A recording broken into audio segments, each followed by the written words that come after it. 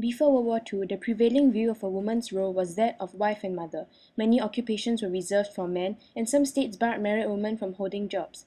However, with the need to mobilize the entire population behind the war effort, women's involvement in World War II was no longer an innovation, but a necessity. Industries that previously excluded women now welcomed them. With men off to fight a worldwide war, there were labor shortages, especially in the production line. Hence, women were called in to take their place to meet the demands for war materials by filling in traditionally male jobs. Women worked in all manners of production, from making ammunition to uniforms to airplanes. Women worked 6 days a week and were pressed to work overtime in order to meet the demands.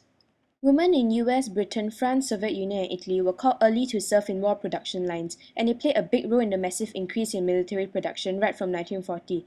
However, women were deployed later in Germany, hence only allowing German military production to start efficiently increasing in 1943. This could have played a role in weakening Germany's military capacity during war. This shows how women's role in the production line was vital and important during World War II. Propaganda posters were created to attract and motivate women to join war production plants as they remind women of their potential capabilities in fulfilling traditionally male jobs. This were hardly recognized prior to war, as women either worked in domestic services or not worked at all. Going one step further, women were encouraged to enter professions closer to the front line. For example, in America, there was the Women's Air Force Service Pilots, consisting of 1,074 female pilots, each freeing a male pilot for combat service duties, and the Women's Auxiliary Army Corps, which was the women's branch of the US Army, consisting of about 150,000 women. There was also the Army Nurse Corps, established in 1901, where women served as nurses in the US and throughout the world wherever American soldiers were. In total, there were over 59,000 nurses employed during World War II. These female nurses played a significant role in determining the outcome of war, as they allowed more men to be sent into combat.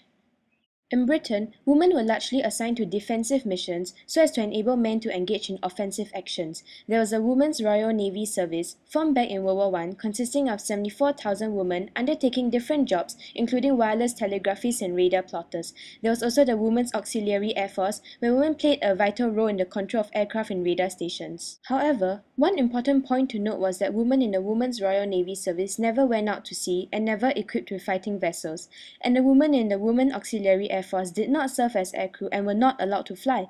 Women in Britain were only exposed to danger on the home front, working at military installations, and did not directly participate in the active combat at the front lines. In contrast, half of the 800,000 women who served in the Soviet armed forces were in front-line duties. The Soviet Union deployed women snipers extensively, as they found that sniper duties fit women well since they are patient and deliberate. Soviet women also served as machine gunners, tank drivers, and partisans. Communism was the primary driving factor that led to the large deployment of Soviet women. The role of women was recognized, allowing women to be empowered equally.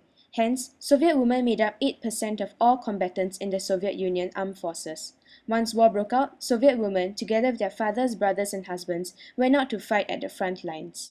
In Nazi ideologies, women's most noble and patriotic duty was to produce new Aryan children, and women were viewed as inferior as compared to men. Also, Hitler did not want to upset the civilian population, especially early in the war when victories come fast and easy. Hence, German women were not deployed as diligently in comparison to the Americans and Russians. By 1941, women were holding jobs in industries and served in female auxiliary units by doing administrative work for the military. After the invasion of Russia, German women began replacing men who were sent to the Eastern Front. However, it was too late. If the mobilization of German women were put forth earlier, they would have freed many men from military service. Even though they were finally allowed to participate in war, German women were still forbidden to fire guns. Similar to Britain, women in Germany were not given the full military authority. Also, German women were only awarded second-class Iron Crosses at the end of war, where first-class Iron Crosses awards were still reserved only for men.